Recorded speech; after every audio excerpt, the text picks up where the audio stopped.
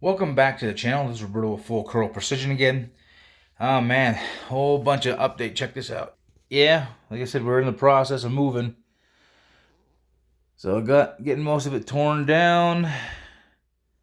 Gonna definitely turn. Yeah, but we're gonna be moving into a new place. So eventually, slowly setting up in the office. Until then, working with what I got. For tonight's video, I'm kind of piggybacking off of Tazzy Hunting.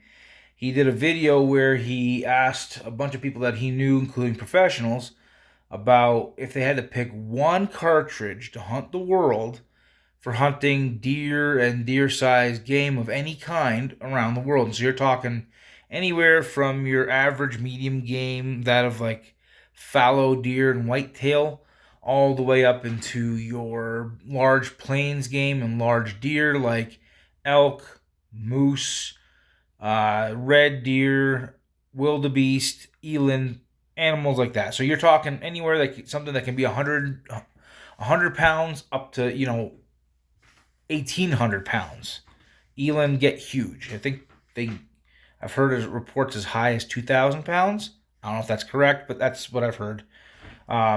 So anyway, if you had to pick one cartridge, something that was highly versatile, the average they talked about was the 300 Win Mag. And I have to agree with that. The 300 Win Mag has been around a long time. It's tried and true, just like a lot of Winchester cartridges. It is available. It's not overly expensive to obtain.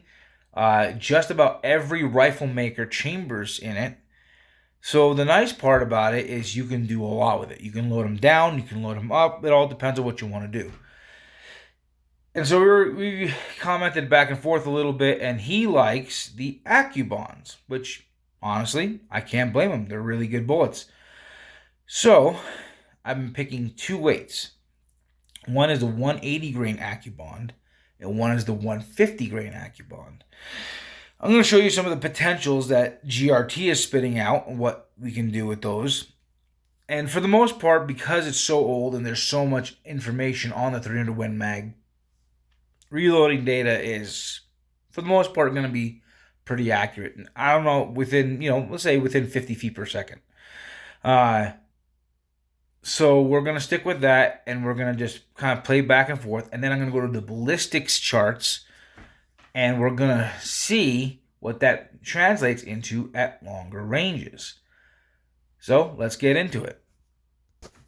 So to start with, we're going to be, again, here you go, 300 Win Mag, 24-inch barrel. I picked 24 because it's the most common barrel length in 300 Win Mag. Yes, you can go longer, but 24 inches will get you what you need. Using a 150 grain Nosler AccuBond bullet, which by the way is an excellent bullet. These are really tough bullets. They can do anything. You're going to like the numbers. I'm using Ramshot Magnum right now.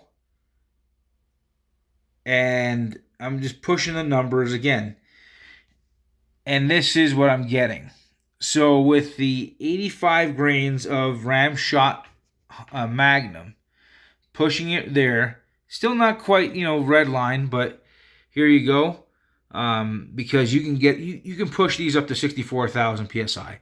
So staying inside that, look at this, 33-35 feet per second. That's screaming fast. And we'll round that up to 33-36 because, just for simplicity. That is screaming fast. And if you had even a longer barrel, like 26,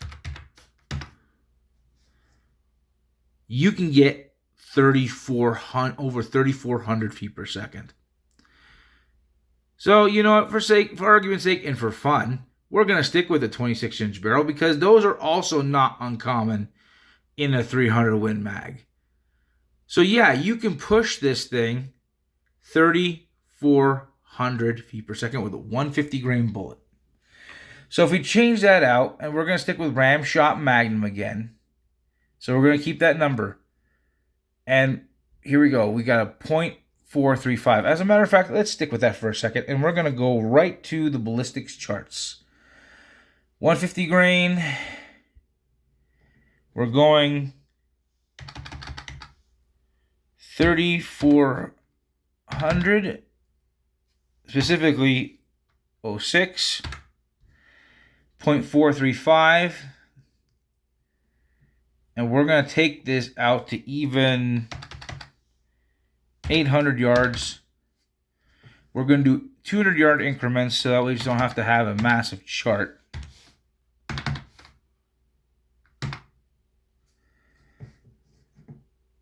And look at this.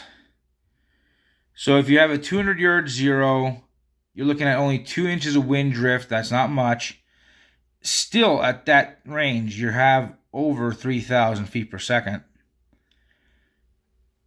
Look at this. You still have over, out to 400 yards, you're only talking about 13.4 inches of drop, 8.3 inches of drift. That's not much at all. You're still, 2657. These are 150 grain bullets, and these are considered pretty dumpy, kind of stubby bullets with a 0.435 BC. But even if you take it all the way out to 800, look at that.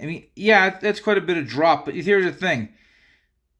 A lot of bullets are going to have a drop that's going to be similar to that at that range because it's just the way it is.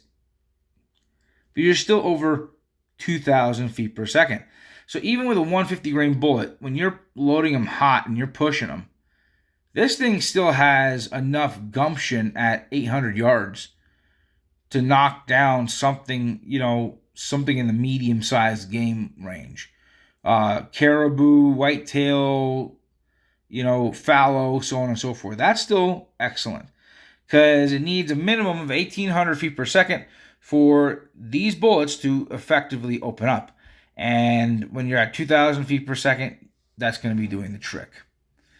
That's really good. So we're going to get rid of that. And we're going to go back to the GRT. If we swap this out, now we're going to swap over into the 180 grain, 180 grain AccuBond. Okay. We will have to adjust the numbers here a little bit. Go with 80. So 80, pushing it right there. But, that's still okay. Look at this. You're still getting 3,153 feet per second. So we're going to call it 3,154. You're pushing almost 4,000 foot-pounds of energy. That's a massive amount. And with a BC of 0.507. So we're going to follow this through. Okay. So 180, 0.507.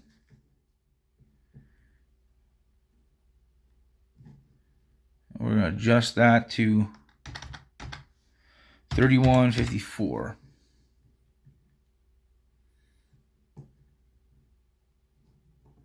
Calculate.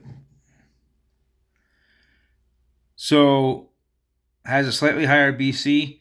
1.8 inches of drift at 200 compared to 2.0. Not that much of a difference. Yeah, you're starting slower, so I get it. But there is a significant difference in the BCs because it is a longer, heavier bullet. Check that out. So at 800 yards, you're still right at 2,000 feet per second and significantly more energy. You're talking within, I think it was like 30, 40 feet per second difference. So yeah, it's maintaining it better. Yeah, it's got a little bit more drop, but not by a whole lot. You're talking a difference of 12 inches of drop at 800 yards. That's not significant. You can dial that easily. But, look at that. Talk about getting hit by a freight train. 3,976 foot-pounds and right around 1,600 foot-pounds at 800 yards.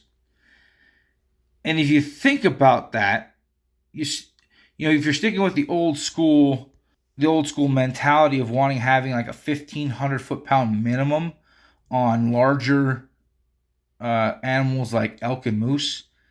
That would also apply over to red deer, sandbar, Javan rusa, eland, wildebeest, those tougher animals. Yeah, that's going to do the trick just fine. And that's at 800 yards. And for simplicity, we're going to swap back and do one more bullet just because we can.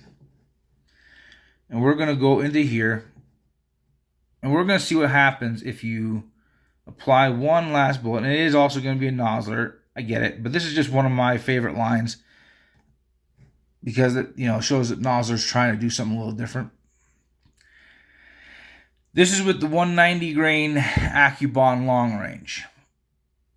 And if we swap this up a little bit, we can push, let's see, we're going to take this down to 78. So 78.3. Okay. Boom. So with 78.3 grains, I mean, look at this. You're getting basically 100% load ratio and 100% burn propellant out of that 26-inch barrel. 3070 feet per second.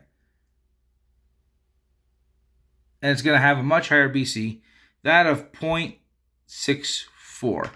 So if we pull that back up, ballistics chart, 190.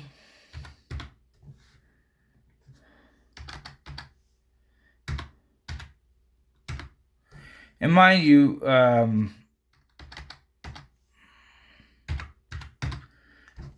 these aren't, going to be perfect numbers.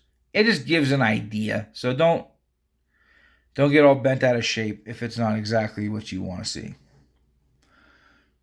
But look at this. 10 grains heavier. Starts off a little bit slower. But because of the BC, it maintains it. It has the least amount of drift at 200 yards. At 800 yards, it has 113.6 inches of drop instead of 117. It's maintaining 147 feet per second faster than the 180 grain AccuBond. And instead of just under 1,600 foot-pounds, has 1,944.